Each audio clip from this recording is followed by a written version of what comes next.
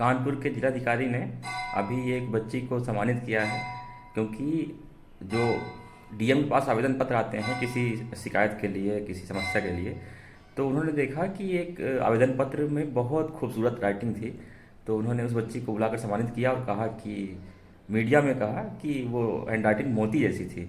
तो अच्छी hand writing के लिए यही उपमा दी जाती है कि उनके अक्षर किसी हैंड राइटिंग मोती जैसा वो लिखते हैं।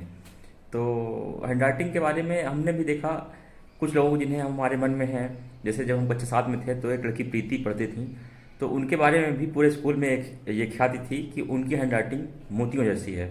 अभी हमारे गांव में वो जो पंचायत भवन में सरकार ने नौकरी दी थी, अभी पद का नाम याद नहीं आ रहा है, उसमें वो काम करती हैं, लेकिन हमें याद है बहुत कम से कम 15 साल हो गए होंगे पढ़े हुए। और एक लड़का था यहाँ पर, जब हम स्कूल में पढ़ते थे, प्रशांत नाम का, हमसे क्लास आगे था वो, तो उसकी हैंड राइटिंग के बारे में भी ऐसा ही था कि वो मोतियों जैसा लिखता है। फिर जब डीएड कर रहे थे तो एक वेद रत्न मिश्र नाम के भाई थे, तो उनकी हैंड राइटिंग भी बहुत अच्छी थी। अच्छा, इस बारे में हमने ये भी देखा कि जो क्लास में या स्कूल में सबसे ज़्यादा पढ़ने में तेज लड़का या लड़की मानी जाती हैं, उनकी हैंड राइटिंग भी आमतौर पर देखा जाता है कि बहुत अच्छी होती है। जो भी टॉपर होते हैं, अधिकतर मतलब पूरे पूरे लगभग नंबर जो प्राप्त करते हैं विषयों में, आप देखेंगे कि उनकी राइटिंग भी अच्छी होती है। गांधी जी का एक पाठ था इस पर, तो कक्षा 4 या 5 में हमने शिशु मंदिर में पढ़ा था। उसमें उन्होंने कहा था, हालांकि गांधी ने जो कहा था वर्षों तक, आज तक 20 साल से अधिक हो गए होंगे, हमें याद है वो बात, लेकिन अब हम मानते हैं कि वो बात सही नहीं है। गांधी जी का ये ऑब्जर्वेशन था, उन्होंने कहा कि जो कला अच्छा बना लेते हैं उनकी हैंड राइटिंग भी अच्छी होती है।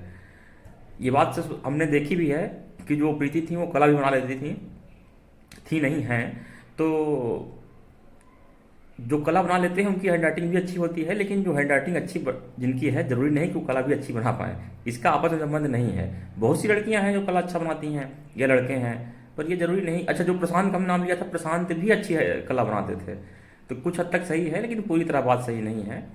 और कुछ लोग कहते हैं, ये तो केवल जनश्रुति है, अफवाह है, कि बाएं हाथ से जो लिखते हैं उनकी हैंड राइटिंग अच्छी होती है, तो बाएं हाथ से हम भी लिखते हैं। तो जो लोग हमको लिखते हुए देखते हैं कभी, तो वो यही कहते हैं कि अच्छा बाएं हाथ से लिखते हैं, आपकी हैंड राइटिंग बहुत अच्छी होगी। तो हमारी हैंड राइटिंग विषय में तो हमारे घर के लोगों की ये राय है कि बहुत खराब है, और हमारी राय अपनी हैंड राइटिंग विषय में ये है कि हम वैसा लिखते हैं कि देखने में, पढ़ने में आ जाए, और ये प्रयास रहता है कि थोड़ा साफ रहे, उसमें ज़्यादा कटिंग ना हो। बड़े होने के बाद तो सीखने में कठिनाई होती है, लेकिन जैसे बच्चे हैं उनको अच्छी हैंड राइटिंग लिखना ही सिखाना चाहिए। जब हम छोटे होते हैं तो कई बार ये मन में आता है कि जो फेयर हमारी कॉपी है उसमें हम सही से लिखने का प्रयास करें, लेकिन जो रफ है उसमें हम किसी भी प्रकार लिख सकते हैं। लेकिन अगर मन में ये बैठ गया तो जैसा हम रफ में लिखते हैं उसी से मिलता जुलता ही हम फेयर में भी लिखते हैं। ये व्यावहारिक बात है। हम सोचते हैं कि हम रफ में जैसा लिखें फेयर कॉपी में अच्छा लिख लेंगे, तो शुरू से ही मन में ये होना चाहिए कि हम रफ में भी वैसा ही लिखने का प्रयास करें जैसा हम फेयर में लिखते हैं, तभी ही हमारी हैंड राइटिंग अच्छी होगी। तो अब इस जीवन में तो हमारी हैंड राइटिंग अच्छी नहीं हो पाएगी, क्योंकि हम रफ में भी कोई अच्छा लिखते नहीं हैं। और हालांकि अब हमारी समझ में ये भी आया है कि हैंड राइटिंग देखने में तो खैर अच्छी लगती है, उसका तो बहुत महत्व है। मन को अगर बहुत अच्छी हैंड राइटिंग दिख गई तो मन को अच्छा लगता है पढ़ते हुए। जैसे कोई अच्छा फूल देख कर लगता है,